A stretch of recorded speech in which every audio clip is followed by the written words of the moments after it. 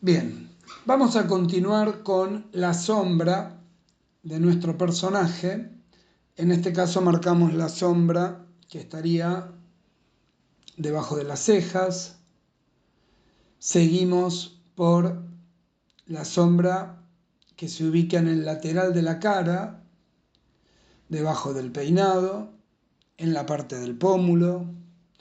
Primero tenemos que marcar una base de lo que es la sombra para ir ubicando en qué lugar tendríamos luz y en qué lugar tendríamos sombra. Vamos a marcar la sombra del labio un poquito más fuerte, dejando algunos brillos en el labio inferior.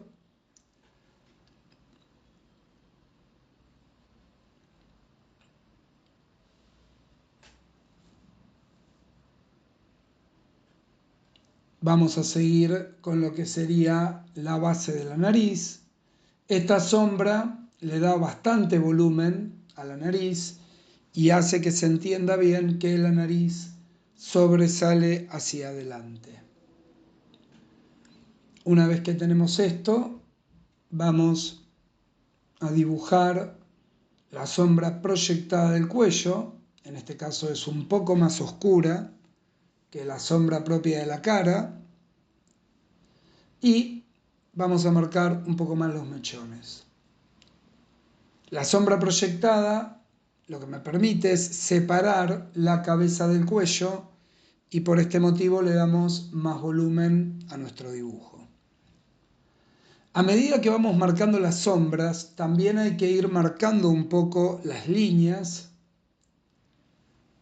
para generar el contraste con estos dos elementos, tanto con la sombra como con la línea.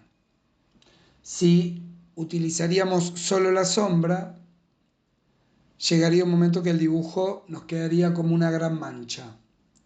Entonces es importante también marcar un poco la línea. Vamos a pasar a la sombra del cuerpo.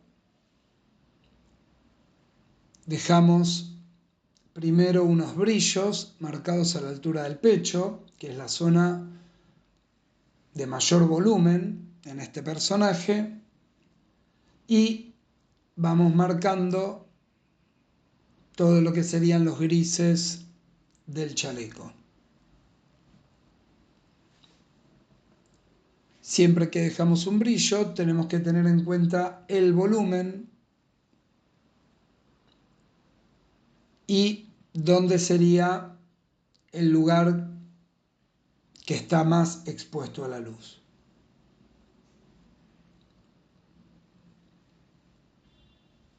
Seguimos marcando línea y sombras.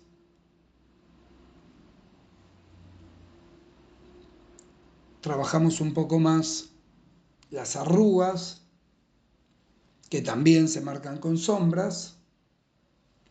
Acá sí utilizamos menos línea para las arrugas, a diferencia de los mechones de pelo, porque no son elementos separados entre sí,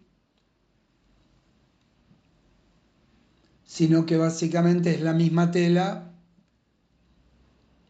con distinta forma.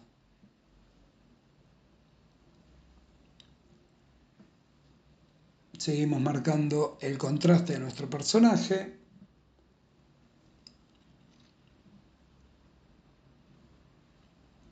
Colocamos algunas sombras claras en la cara.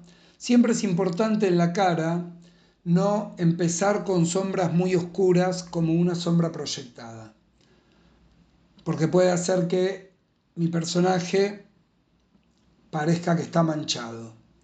Entonces, siempre en las caras conviene empezar, sobre todo lo que es pómulo, mentón, siempre conviene empezar con tonos claros,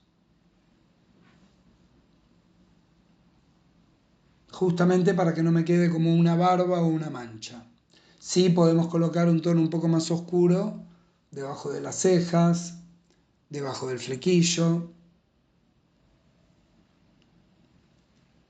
Y ahí tenemos